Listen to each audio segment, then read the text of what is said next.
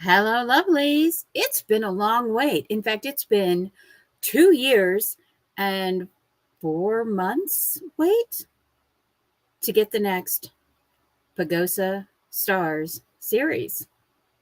Let's do this.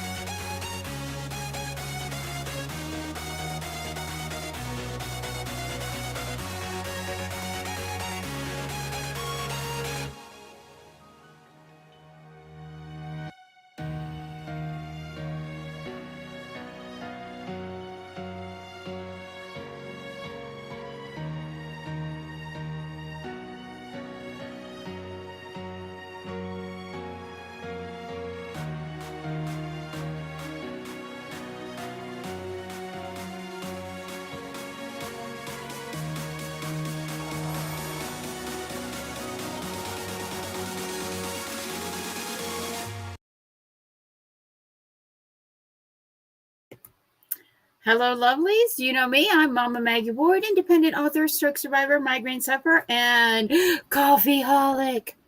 And this is my very lovely Middle. Hi, guys. And she was nice enough to join me for the launch of one of her favorite series, Pagosa Stars, about the Pagosa County Sheriff's Department. And I know that Blue Butterflies came out July 2022. I know it's been a long wait. There were some delays at the publishing company, and Some Enemies Are Blue did not come out until last summer. So that was the reason. And then there was delays again. So I'm happy to be putting these out again, back in the role with all of the lovely people of Pagosa Cliffs that I created. And I'm so excited about the book launch that I don't even know where to begin or what to do. And this is my grandpup. Say hello, Gizmo. Gizmo. Omi says say hello. Oh, he's currently smelling my dinner. He's trying to get up here, and he's like, "Mom, love me. Let me eat your food." No, Well, we're not. Well, it is a little bit later on the East Coast than it is here in Colorado. Yeah. It's about the early evening. I'll give it that much. Yeah.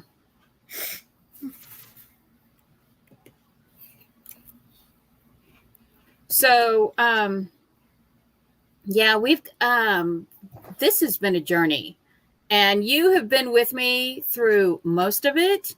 You have had to put how many versions of Windswept do you think you've actually read? Are we talking like within like the last year of deployment? With the last 2 years with the deployment and then the splitting it. Too many versions. Too many versions. Oh, you just like to read about Miranda. Just admit it. Admit it. You like reading about. I might like Miranda a little much. Okay. God damn. Miranda's one of the and anything to do with Lloyd, you hate Lloyd. Just admit it. Okay, hate is a really strong word to say. I don't hate Lloyd.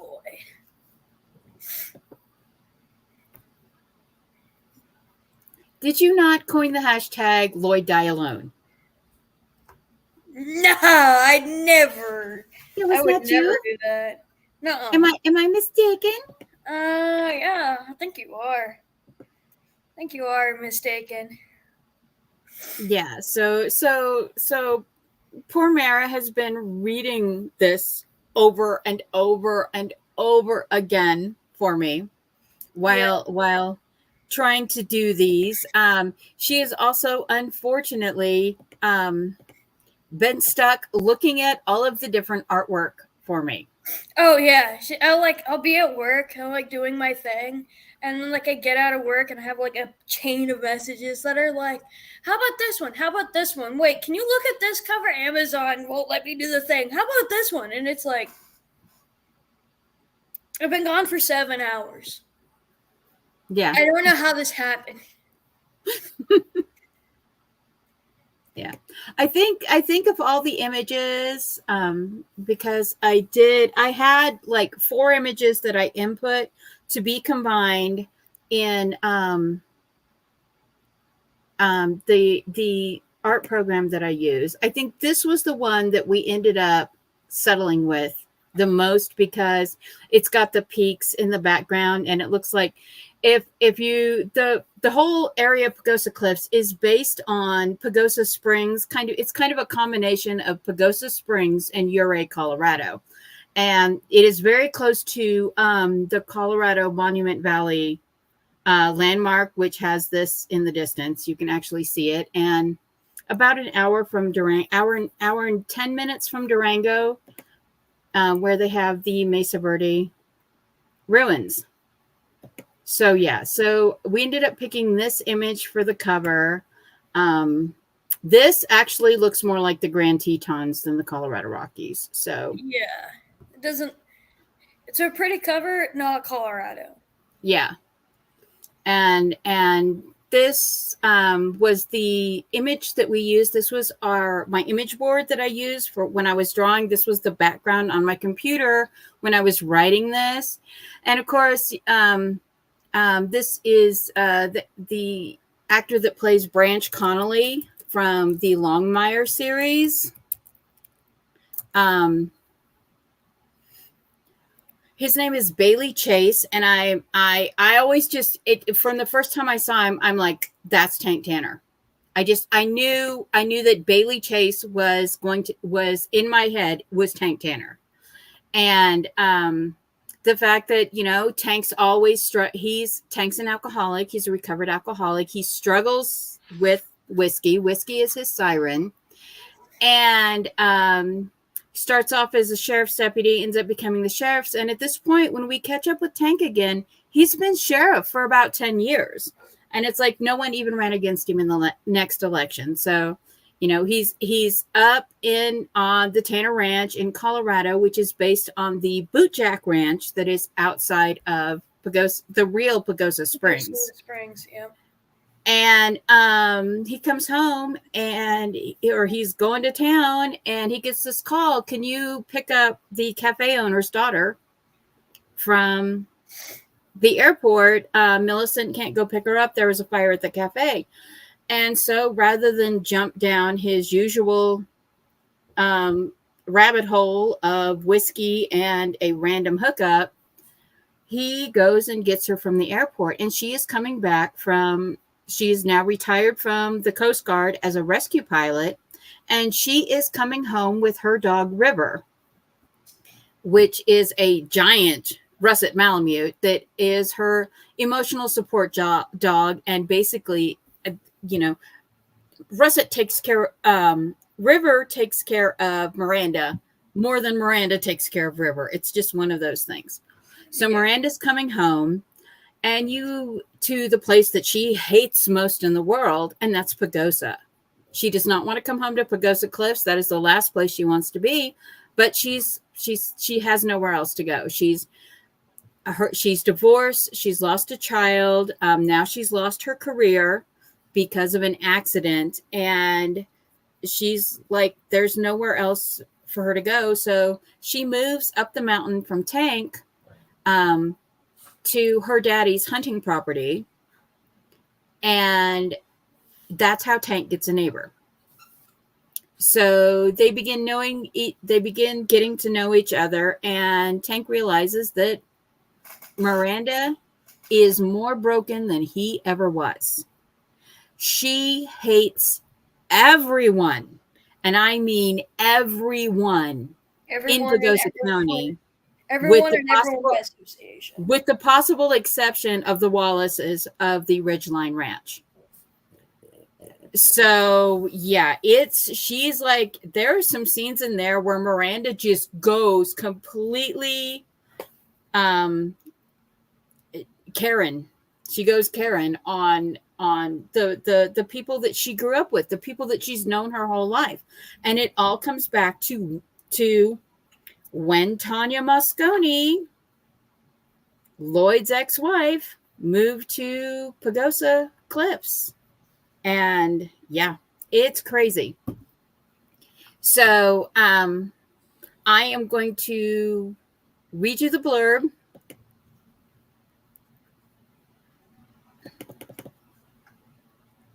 The tagline for this one, the tagline for Tarnished Stars was second chances aren't always what you expect.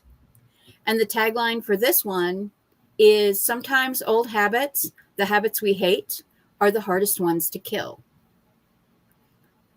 Because Miranda came home with a secret. Sheriff Tank Tanner is struggling. His old habits are leaning hard against his resolve to not be the broken man he was. Stepping back from his support system so she can repair her life is the first unsteady step on the rocky climb he is starting. He doesn't know how to put his broken pieces back together, and he's about to meet someone more broken than he is.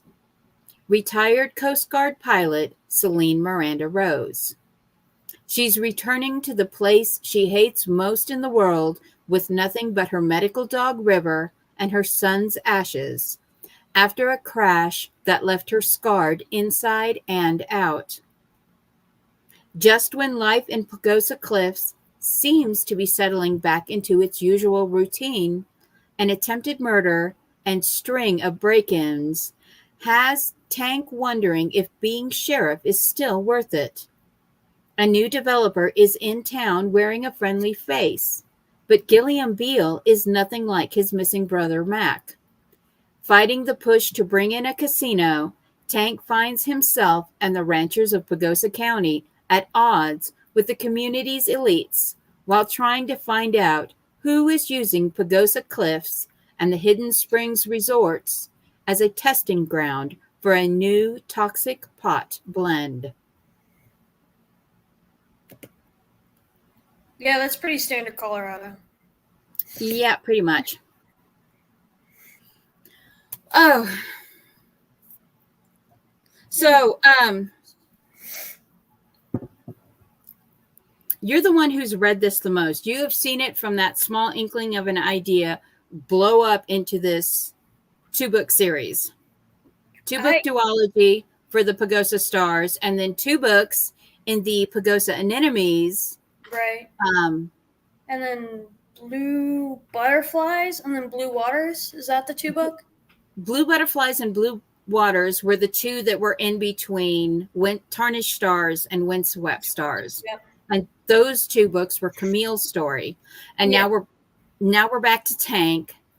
And these 2 books, Tarnished Stars, or Windswept Stars and Wind Over Pagosa, are Tank stories. And then Anemones kind of runs right perpendicular with it. And during this time period, the Anemones Wind duology is running parallel to this because it was too many characters to have in one book, so I had to split them out. So we have Millie and Lloyd and Mac basically running on one line, and then we have Tank and Miranda with Lloyd stepping across between the 2 series.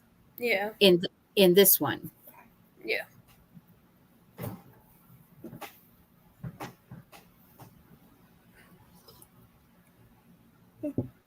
What was your first impression of Miranda? I forget I have to be censored here. Miranda, she was mean. Like, because, like, when you get introduced to Miranda, you're just like, you at first, your first impression is, what is her deal? Like, what is going on? Why is she just this, I hate everyone? And at first, you're just like, wow, she's not nice. You obviously are like, okay, something's happened here. Especially with like her tone, how she's talking. You can tell something's happened, but at this point, you don't know. Tank has no idea. He's just like, okay, she's my new neighbor now. Yeah, Miranda doesn't just come with baggage. She comes with her own freight car of baggage. She also comes with her own blizzard. Oh yeah. Yeah, she can be as cold as Camille in that way when she speaks to people. And she's had this very interesting journey because she no longer believes has any she was raised her father is from the Ute reservation and married Millicent who and it's or he marries Millicent and her brother Vernon Stanley both grew up on the Ute reservation, and her father was adopted. Vernon Rose was adopted into the tribe because he was in national parks. He was a forest ranger. He was a fire pilot. He was a part-time deputy for Tank. And unfortunately, at the end of Tarnished Stars, we see his death. Yeah. So she's home, and it's the last place she wants to be. And but she doesn't know where else to go. And she had grown up with kind of like a lot of Native people who live off the reservation. You kind of grow up in this mixed life of you have a white Christian parent, and then you have a Native parent who is Christian, who is indigenous, but still Christian adjacent. So she grew up in both those worlds. And her husband was Jewish, so she converted to Judaism. And then after her son's death, she left that behind, and she got to this place where she really only believes in karma and dharma. She believes that what you put out in the world, good or ill, comes back to you, and that your dharma, which is the things you try to do good to pay off the negative karma that you have, that those are the only things that matter. Because and she lectures Tank about this. She says, the Christians say love your neighbors yourself, but no one does that. The Wiccans say do what you will and harm none, but no one does that. And so she quotes all these religions that she feels have failed. And she's like, the only thing true is karma, because what you do will come back to you eventually. And this comes up over and over again. Like she's telling people, there's this one scene where she basically fights with like half the town. And she's like, I know everybody's secrets. I kept everybody's secrets. And I think that was a mistake because nobody learned their lessons. Nobody got their karma. Yeah. And she wields the knowledge that she has like a sword. And it's like, Miranda stays out of town for a reason. She goes to work in Durango for air ambulance service, and she goes to her little mountain home, and she does charter flights with her private helicopter, and she just avoids town as much as possible. And when she ends up, her mother ropes her in to work at the cafe. I need you to work at the cafe today. You know how that is with family, is like, I need you to do this work today. Not ask you, can you come and do this work today? It's you're volunteer. So yeah, she has to be very careful when she's working at the cafe, because she's like, I will stab you with this pencil just as much as take your order. You and you and you, I hate. Yeah. But she's validated. And like after what her generation, her schoolmates did to her in school after Tanya came. She's Valid. completely validated. Valid. And the bullying thread in this whole series, the what happens when you bully someone to the point that they break, but they survive the break. It's really, really, it's just through the whole series about that. Besides the addiction thread that runs through here with Miranda being addicted to her pain medicine and Tank being an alcoholic, there's this thread that talks about bullying that just kind of weaves through. And sometimes you become the thing you hate most. And that's something we watch Miranda do.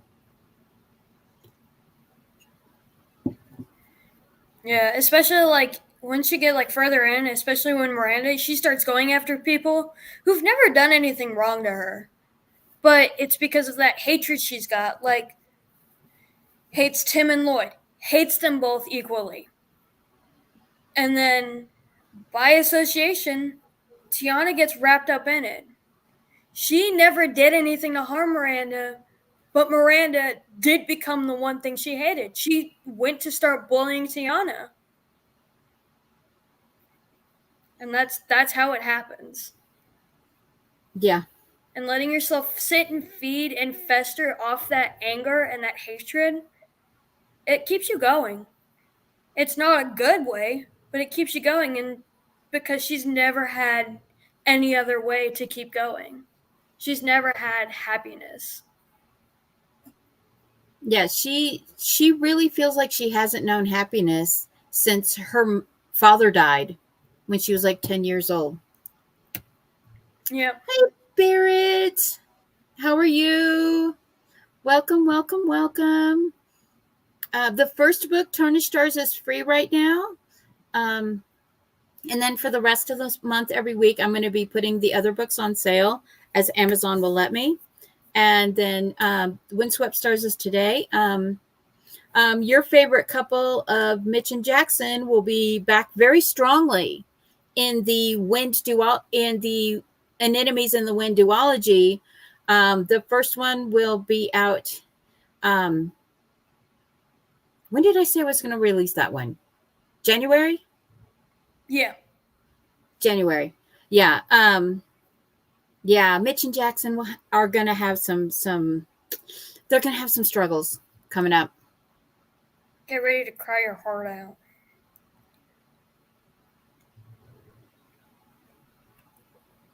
Thank you so much. Oh yeah, and this will make you happy. Millie surrogates for them and they get another baby. So now they don't just have little baby Emily. They're gonna have a little boy. And Mitch names him Angus Ace Abernathy, or AAA, and the joke just remains that he's going to be just like his chauffeur driver dad and have a need for speed. So it's going to be so fun. It's going to be so fun. Okay, I need a number between 25 and 250. 6'9". You always pick that number. Alrighty. I'm going. Yep, just like Pops. Oh, 113. That's probably a better page, honestly.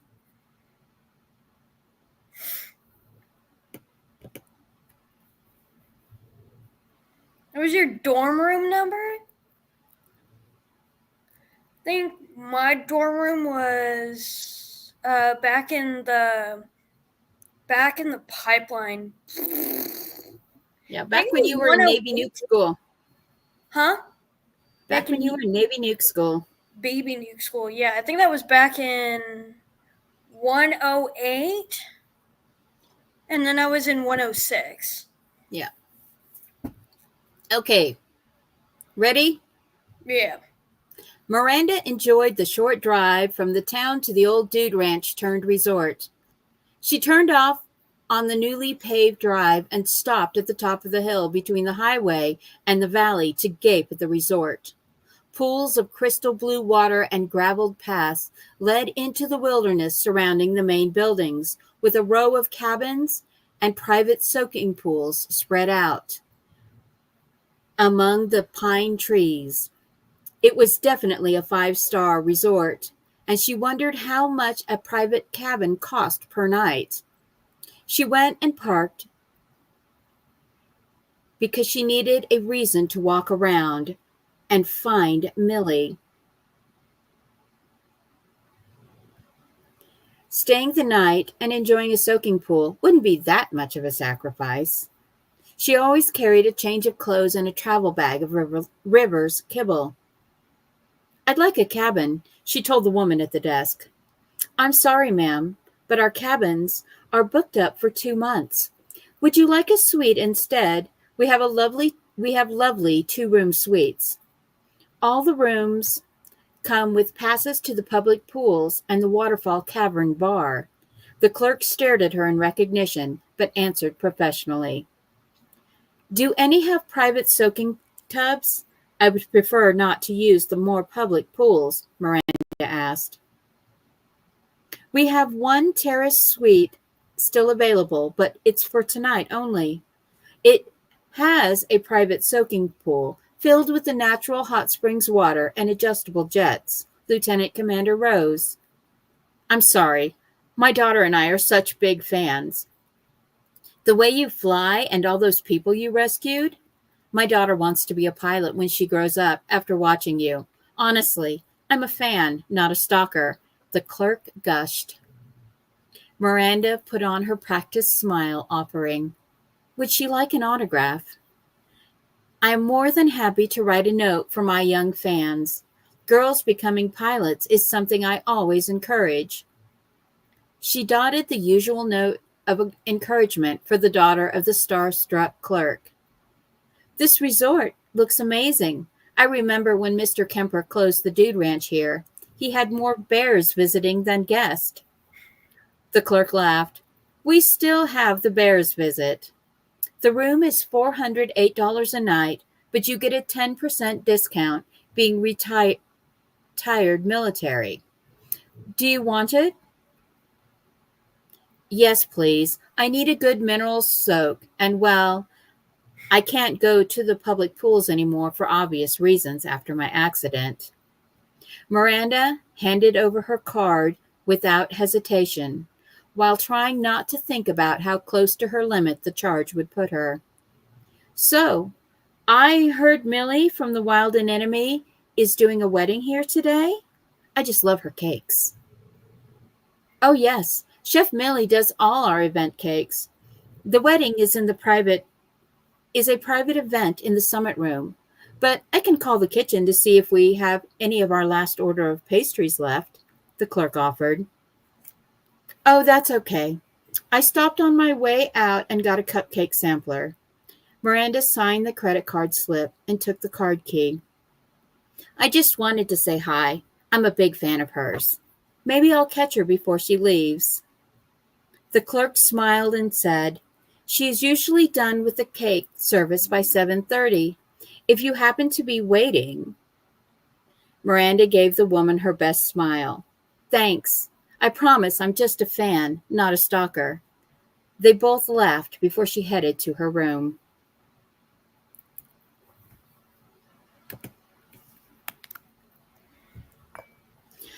Okay, 113. Yeah, Miranda went to find Millie to tell her what she thinks about Lloyd. What a piece of poop. Okay, and for Barrett, number 113. Oh, I agree with Barrett. Being on the first floor is so nice. Every apartment I've ever lived in after the schoolhouse has been a first floor. Oh, this is an exciting chapter. Ooh. They are driving back from visiting Tanya in prison in Canyon City. Oh, Barrett, yeah. We didn't even have elevators here. Oh, yeah. Oh, thank you, Barrett. I try. I really do. It is really nice. Yeah, more bears than guessed. Yeah, that's what happened. And now it's a 5-star hot spring resorts for Blue Water Resorts International. Jelly. Nice.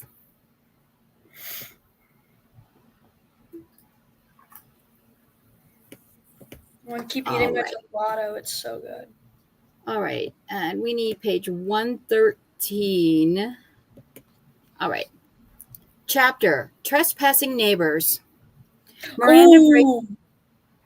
Miranda braced herself for an impact that never came as Tank crossed in front of the damaged semi-truck and onto the shoulder. They were out of his truck and sprinting toward the accident as soon as the engine was off.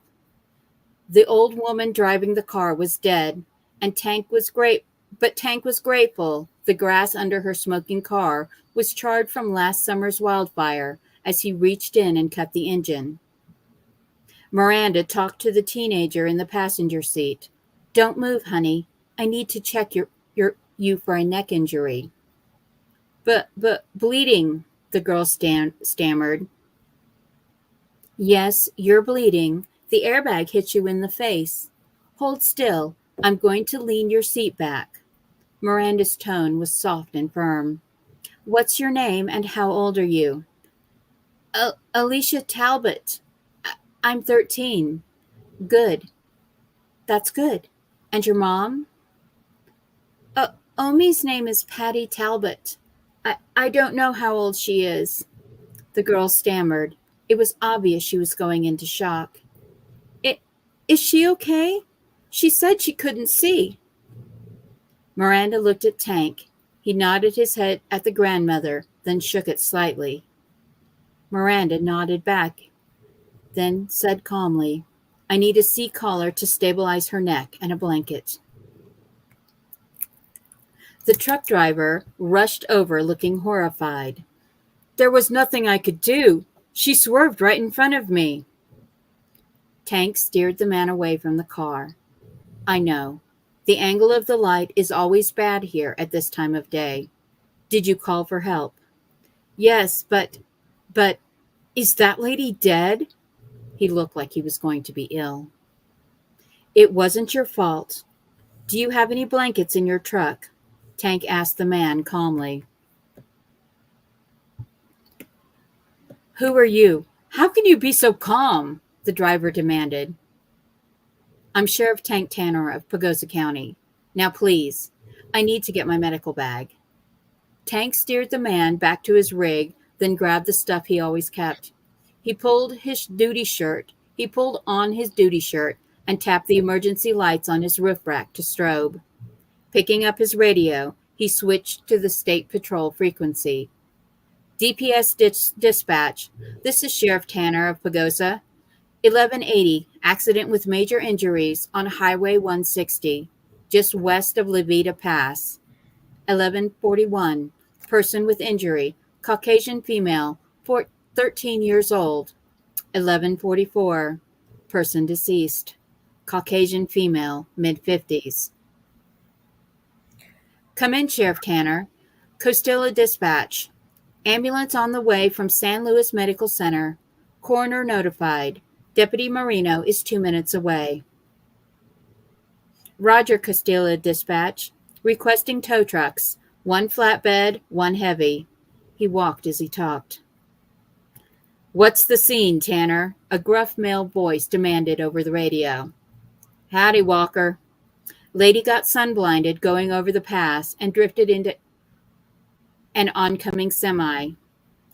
Truck driver's okay, but his rig isn't drivable. The lady's car is totaled." He handed the bag to Miranda and walked over to where the truck driver was climbing down with 2 blankets. "Roger, Tanner. Thanks for the assist." Sheriff James Walker responded. "Here, Sheriff. I figured you'd want to cover the lady up." The man was shaking. "Thank you. Just sit here.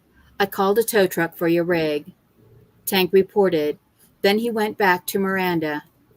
Alicia was holding her grandmother's hand, crying softly. The lower the sun sank, the cooler it got.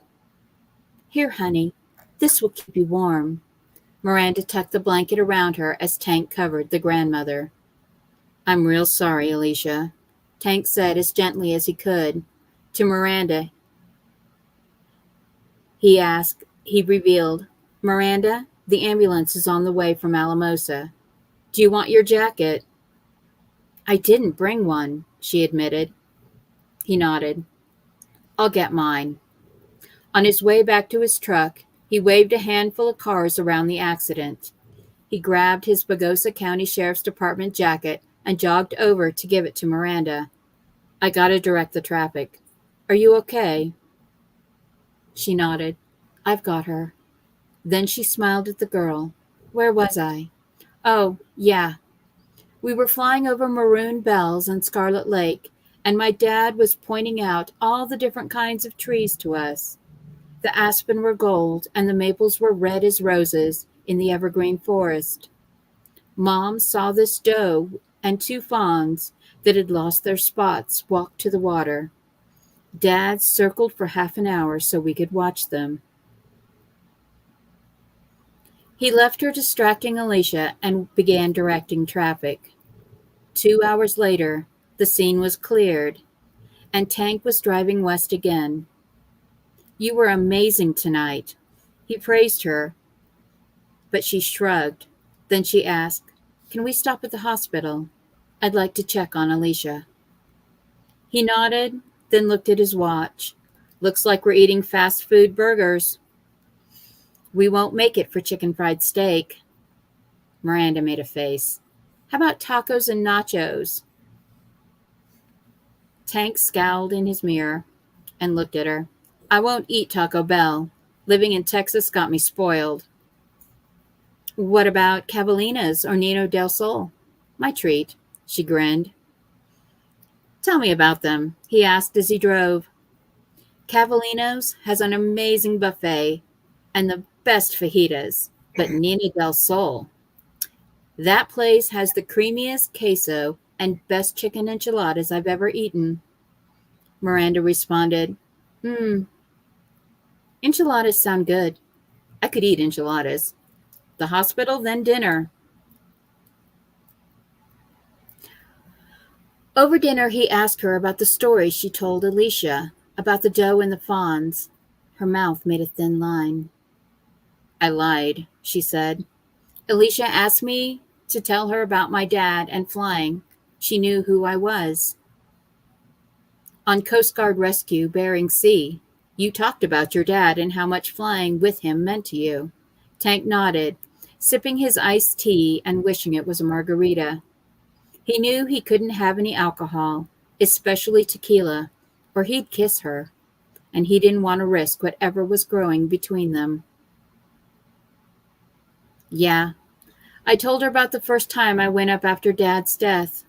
Mom and Vern went with me. We flew to his favorite place.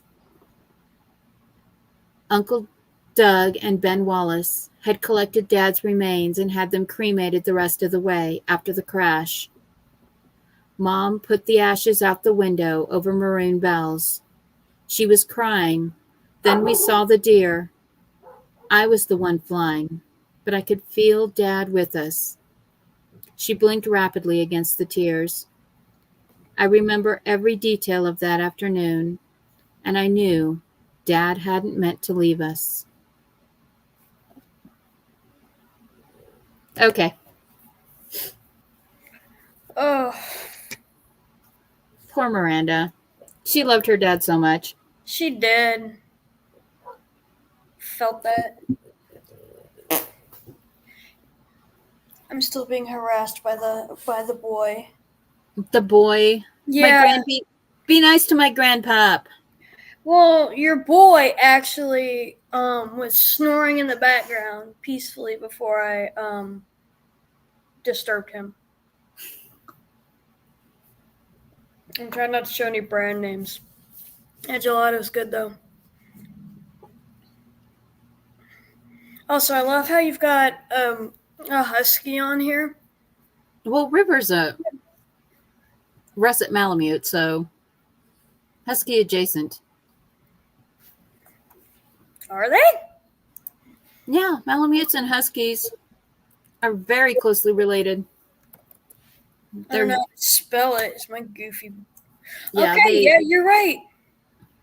I know what I was thinking of. I was thinking of a Malinois. Malinois. Yeah. Yeah, Those are very different. Those are very different. Yes. Yeah, I've got the big ferocious French bulldog. Reality is just Gizmo's a little goofy guy. He's being Barrett has a Frenchie. She's a princess. We Oh. love the princess. Oh. All right. Were there any other page numbers? I think I don't know. Because I read from 113 to 116. Yeah. Or shall I just like? Hold on, we're gonna do a randomizer on Google. Okay. It's my favorite way to do these.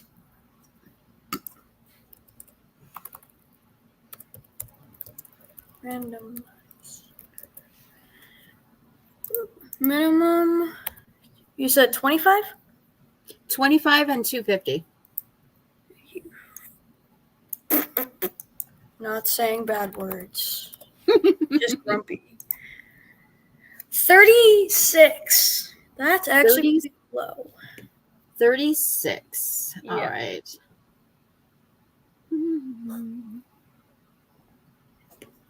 My gelato's melted. It's all done.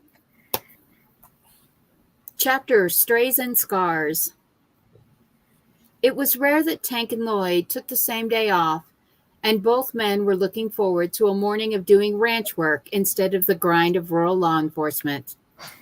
There was an uptick in car break-ins since the resort opened, and the newest recreational dispensary, colorfully named Rocky Mountain High, was already under investigation by the state for selling canna candy to a pair of minors from Texas.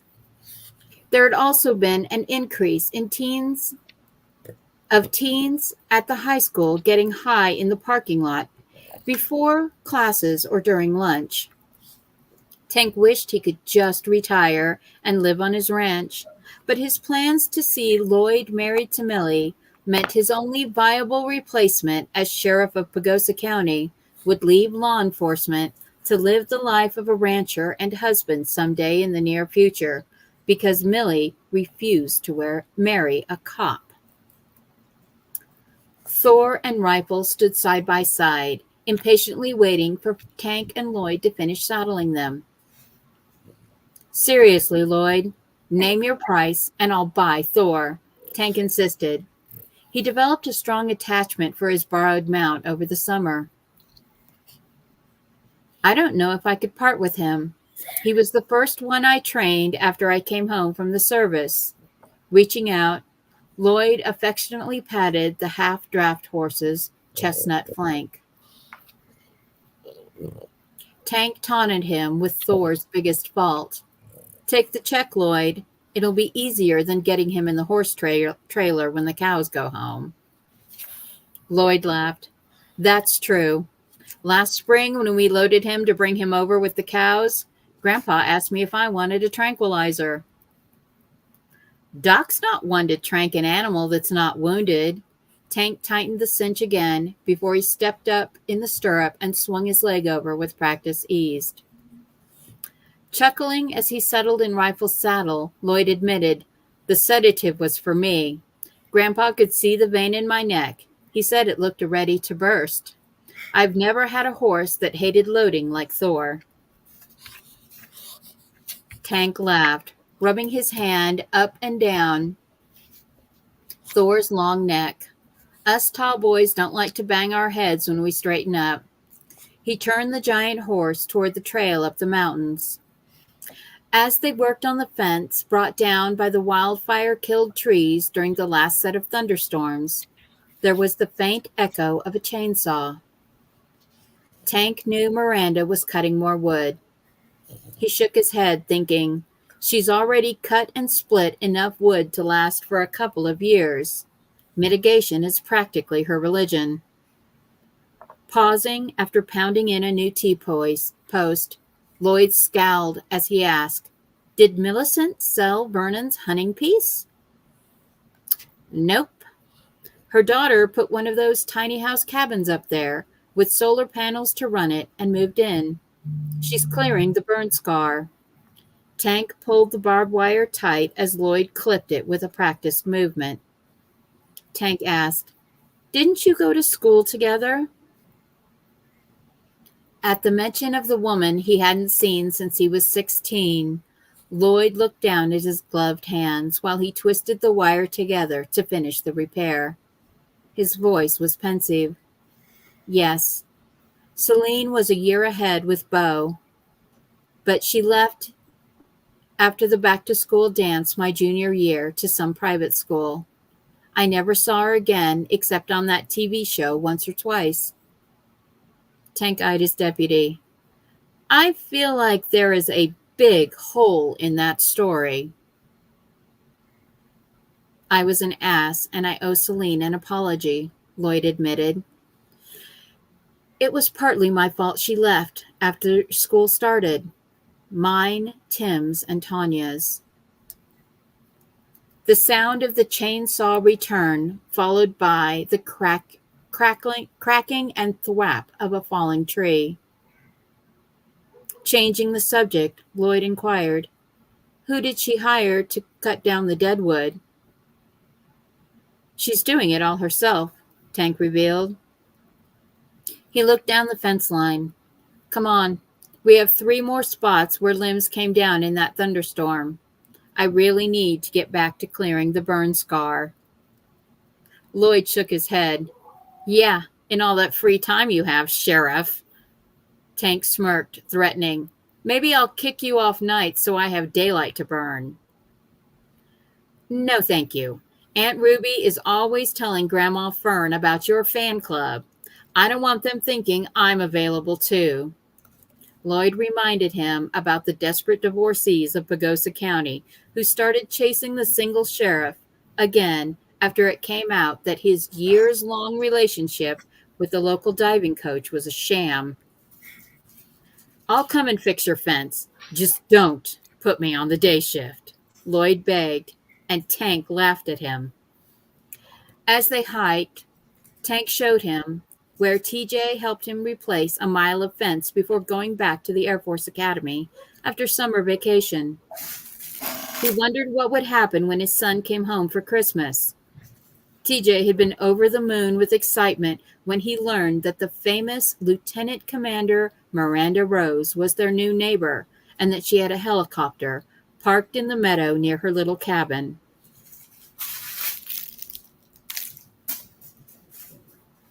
And that's where we're ending that one. Buddy. Yeah, because in the next part, Lloyd has to confess what he did. Well, first Miranda bites at him a little bit when they pick up the cows, and then Lloyd has to confess what he did. Hi, Eva. Hello. Yes. We have Eva, Esther, and Jennifer. I was supposed to do this stream. Hello, Esther. Thank you so much. I was supposed to do the stream earlier today, and I've been fighting a migraine all day, and I was finally medicated enough to do it. And Mara was like, "I'll do it with you, Mom." I was like, "Okay, fine." I got off work early, so I was like, "Yeah." Hey, Jennifer, how are you? Yes, it's been a 2-year journey to get back to Pagosa Stars. So I'm happy to be back to it. I'm happy to have the new artwork for the covers for Tarnished Stars, which is the previous book. Unfortunately, with all the weather and stuff what's going on, it delayed my shipment of books coming in, so I don't have the new cover to show anyone. Hello, sweetheart. Yes, thank you. Yes, they suck so much. But but it turned out really, really well. I was very happy with how the cover looked.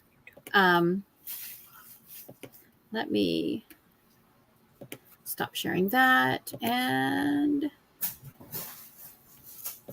Sorry, I'm having to play an impromptu fetch. yes, be nice to my grandbaby. I love my grandpa.